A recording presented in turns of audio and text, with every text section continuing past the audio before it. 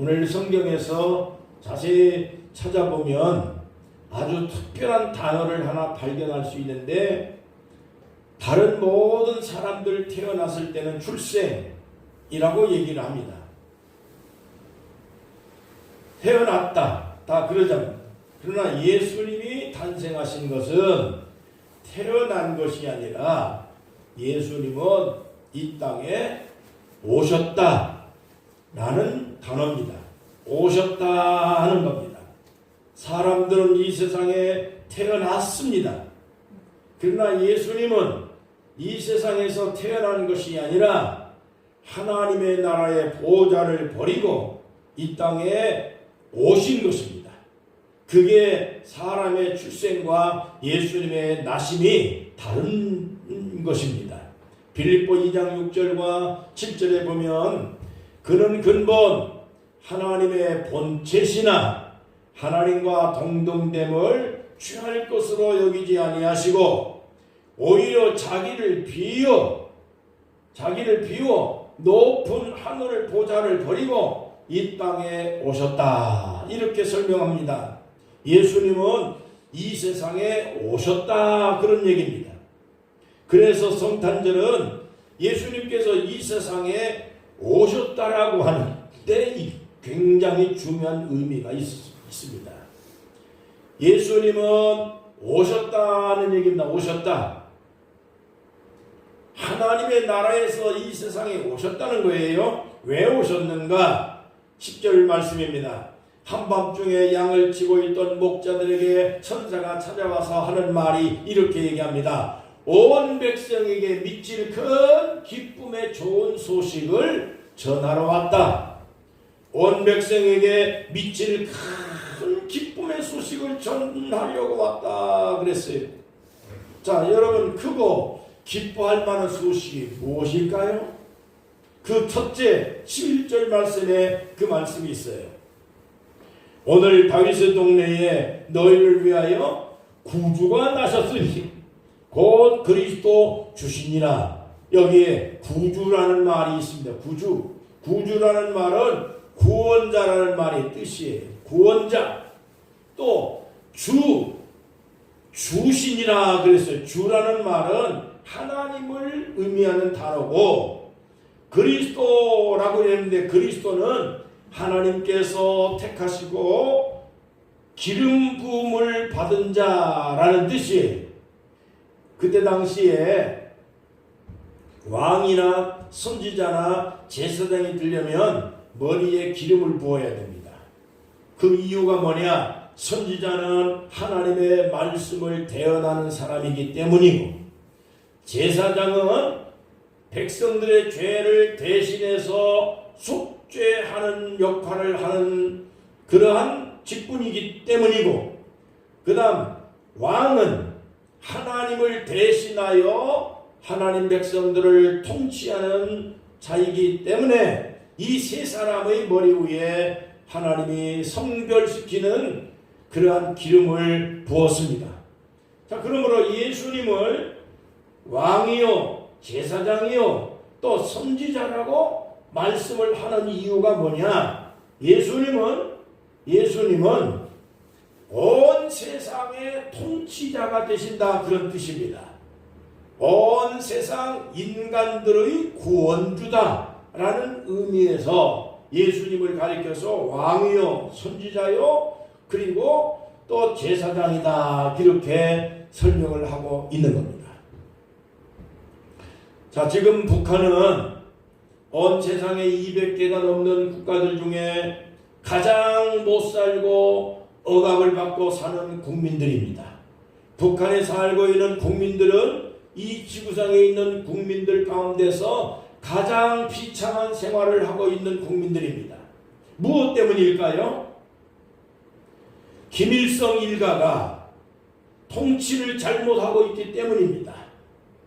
말하자면 김일성의 그 삼부자의 통치를 받고 있기 때문에 그 잘못된 통치에 의해서 이북에 살고 있는 국민들이 지구상에서 가장 비참한 억압을 당하고 핍박을 당하고 그렇게 고난을 겪고 있는 것입니다. 자, 그런데 쉽게 얘기하면 누군가가 나타나서 김일성 3대 세습의 통치를 무너뜨리고 이북에 있는 국민들을 해방시켜 준다면 북한에 살고 있는 주민들에게 세상에 그것보다 더 기쁜 일이 어디에 있겠습니까? 마찬가지로 가난과 억압받고 그리고 눈물고 포로가 되고 그리고 핍박과 고난 속에 살고 있고 죄악으로 말미암아서 그리고 마귀의 속박을 받아가면서 그렇게 살고 있는 사람들을 구해준다.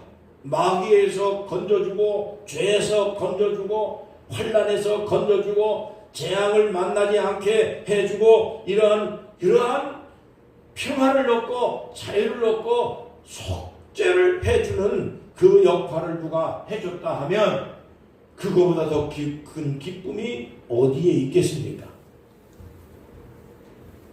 자, 여러분, 우리가 북한은 주민들이 통치자를 잘못 만나서 비참한 삶을 살아가고 있는 것처럼 우리 인생이 살아갈 때에 죄가 나를 통치하고 마귀가 사탄이 나를 통치를 한다면 우리 인간이 얼마나 비참하겠어요.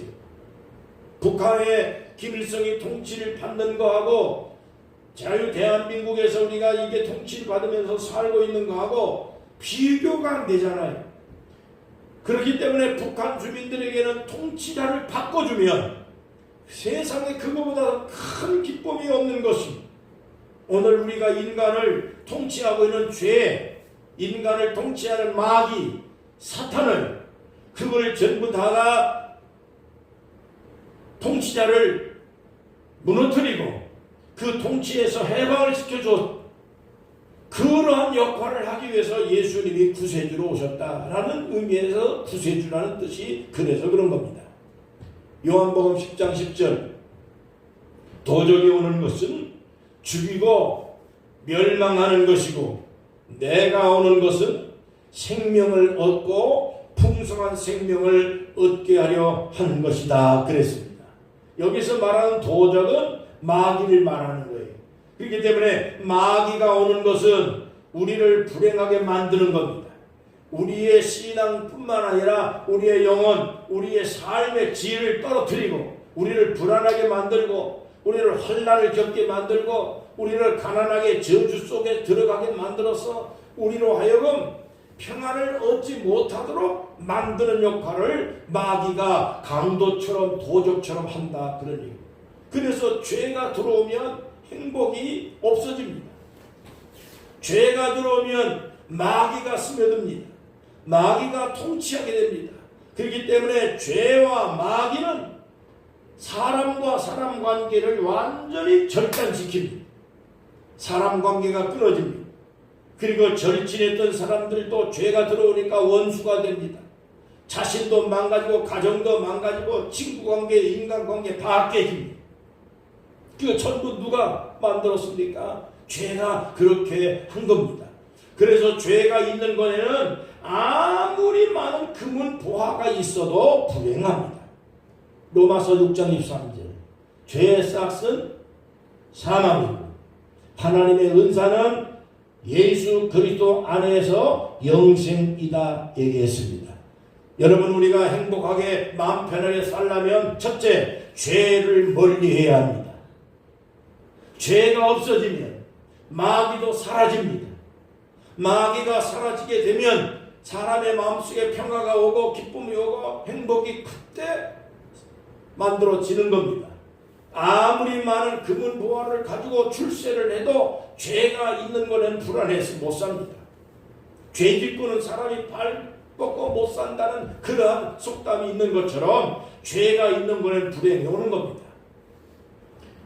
여러분이 그런데 누가 죄를 이길 힘이 누가 있겠습니까?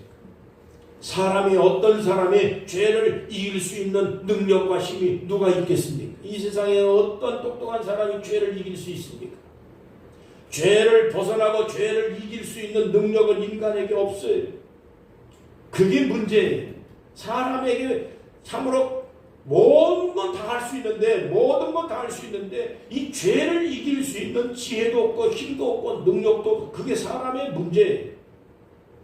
그래서 아무리 금식을 많이 해도 죄가 없어지질 않아요.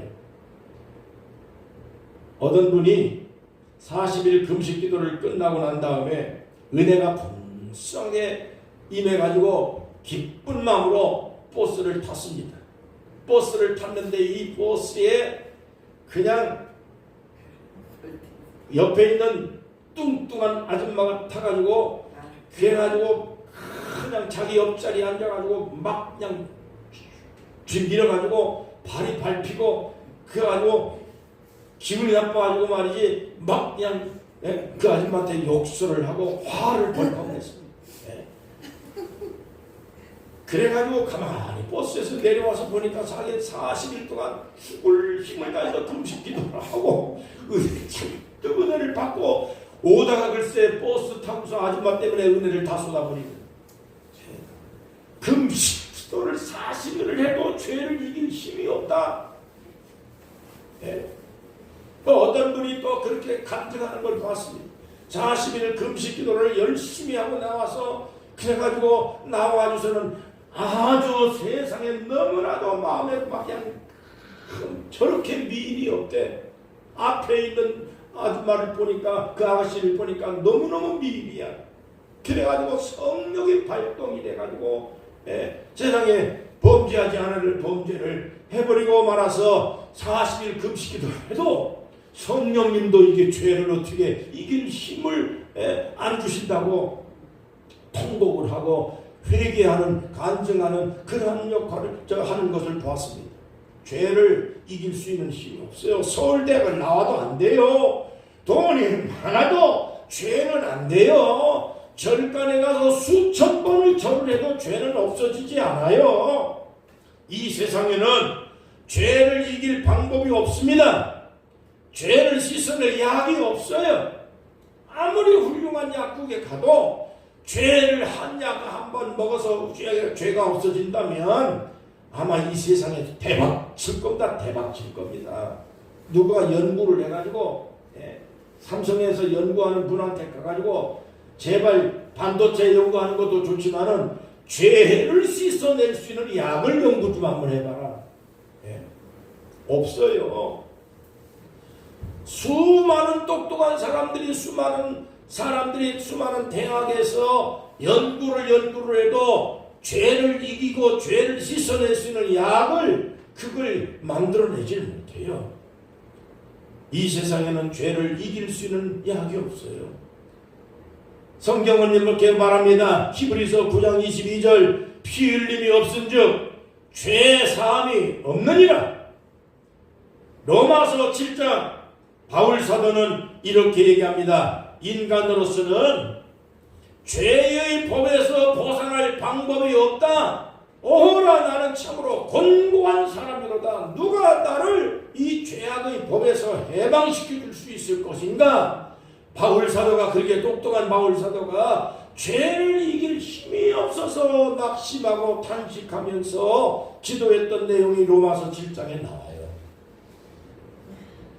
여러분 성경 말합니다. 오직 예수 피밖에 없다. 나의 죄를 씻기는 예수의 피밖에 없습니다. 찬송가도 있습니다. 그래서 마태복음 1장 21절 예수님은 이 세상에 왜 오셨느냐? 우리를 죄에서 구원하기 위해서 오셨습니다. 예수님이 오신 이유는 뭐냐? 우리를 죄에서 구원하기 위해서 왔다 그랬습니다. 그래서 예수님이 우리를 죄에서 건져내고 죄를 이길 수 있고 죄를 벗어나게 하기 위해서 예수님이 십자가에 못 박혀 피를 흘려서 피를 쏟아서 죄를 씻어 주신 겁니다. 그래서 누구든지 예수 믿는 자는 죄를 다 씻어 주십니다. 예수 믿는 사람은 죄를 이길 힘을 주님이 주십니다. 그래서 예수 잘 믿으면 죄가 들어와도 그걸 빨리 없애버리고 몰아내고 그리고 그 죄를 회개할 수 있는 능력이 하나님의 은혜 가운데 임하게 되고 예수를 잘 믿게 되면 죄에서 벗어날 수 있는 그러한 삶을 살아가게 되는 겁니다. 자기 힘으로 하는 것이 아니라 예수님이 바로 그러한 은혜를 주고 그 죄를 이길 힘을 주고 죄를 씻어주시고 죄와 멀리 할 수 있도록 늘 하나님이 말씀하고 교훈하고 책망하고 바른 길로 인도해 주시는 것이, 그것이 바로 예수 믿는 우리 성도들의 삶이다. 디모데후서 3장 16절, 하나님의 말씀은 다 하나님의 영감에 의해서 기록되어진 것이다 그랬어요. 그래서 이 성경을 읽으면서 들으면서 배우면서 이 말씀을 순종해 살아가면 바른 길로 우리를 인도해 주는 역할을 한다 그랬어요.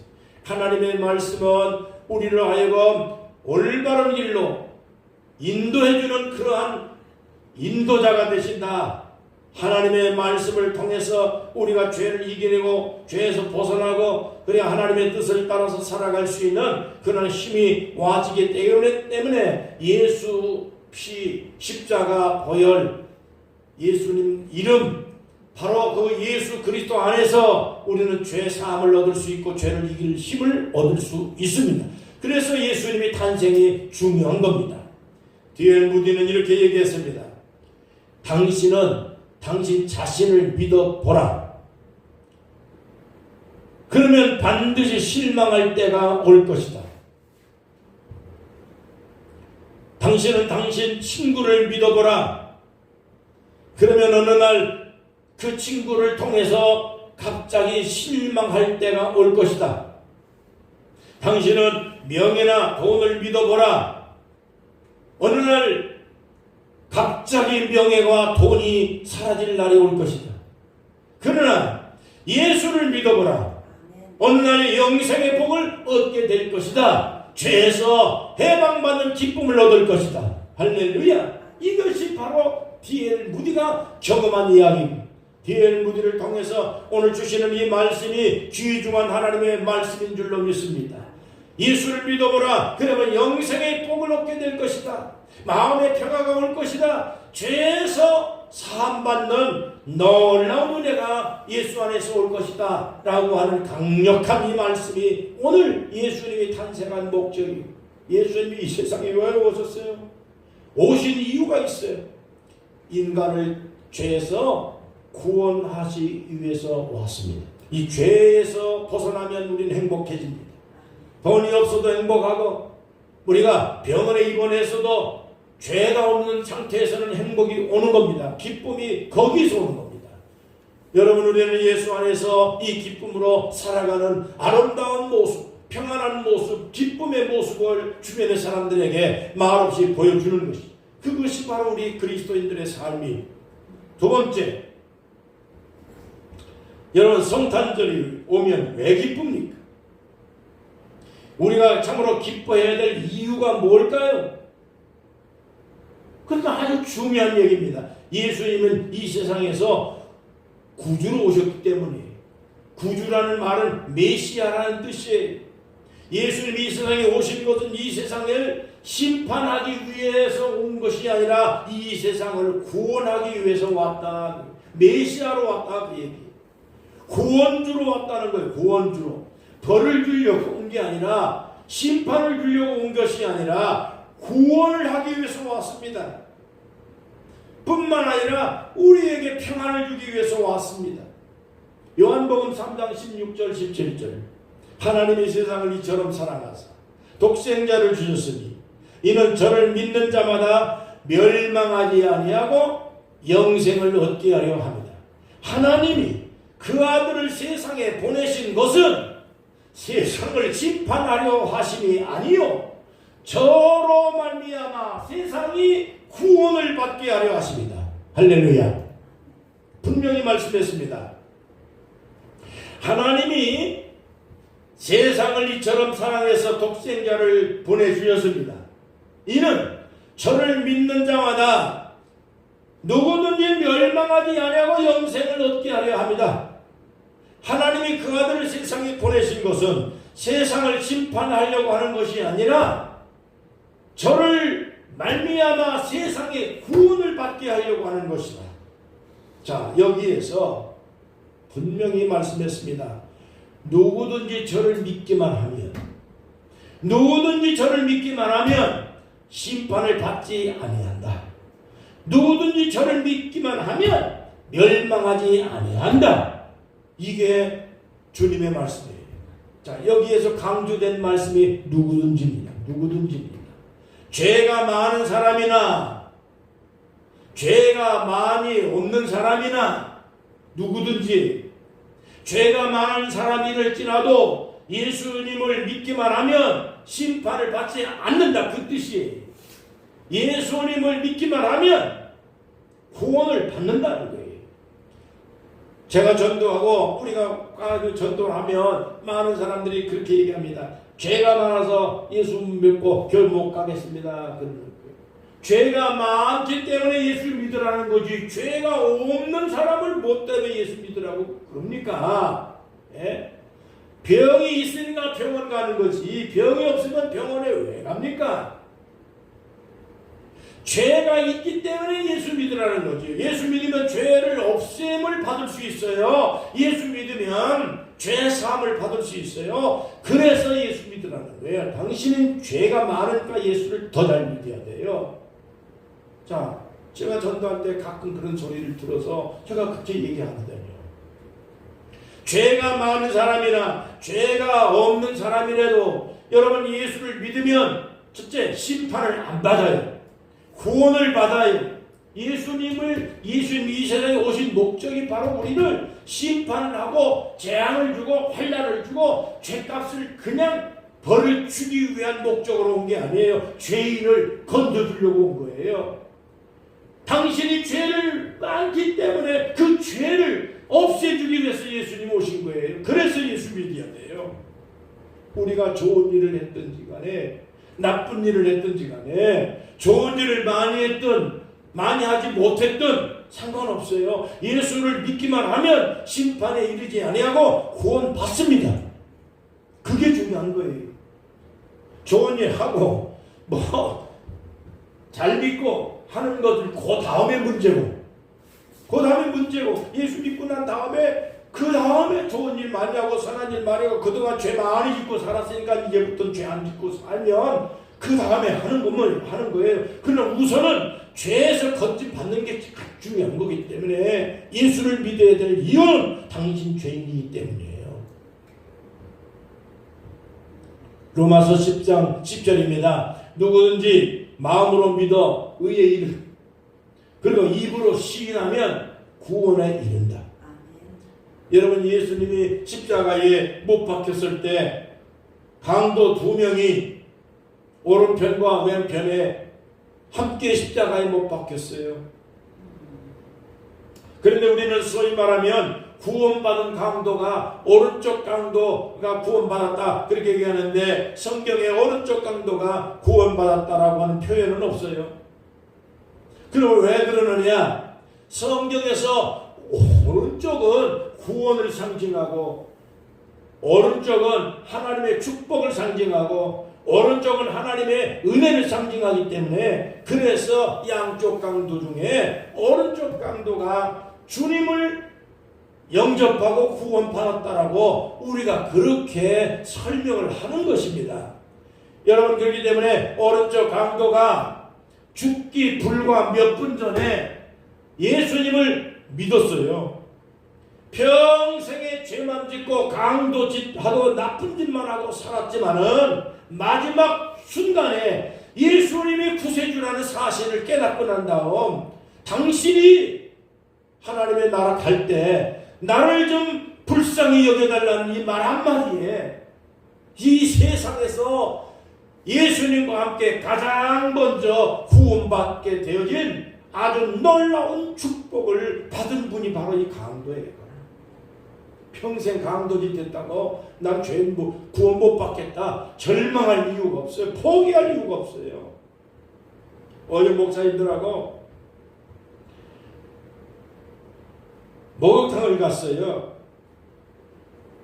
이 목욕탕을 오래간만에 안 가다가 이제 어제 갔는데 가서 보니까 온몸에 문신을 하신 분이 3명이나 글쎄 목욕탕에 들어와가지고 몸을 씻고 있는데 내가 옆에서 얼굴을 씻고 쳐다봤어요. 그러니까 레이저를 쏘더라고요. 날 쭉 쳐다보는 것 같기도 하고 또 날 보면 어떡하나 하고는 무섭기도 하지만 옆으로 자꾸 씻는데 옆으로 와가지고 있는데 문신을 온몸에 왜 저렇게 새겼나 이상한 것 같기도 하고 얼굴을 보니까 어디서 많이 본 듯한 얼굴 같기도 하고 어디서 많이 본 얼굴인다 하고 말을 붙여볼까 하다가 겁이 나가 무서워서 말도 못하고 이리 피하고 저리 피해야 돼. 또 내 옆으로 또 맞고 그래서 겁이 나가지고 빨리 옷 입고 나와버렸습니다.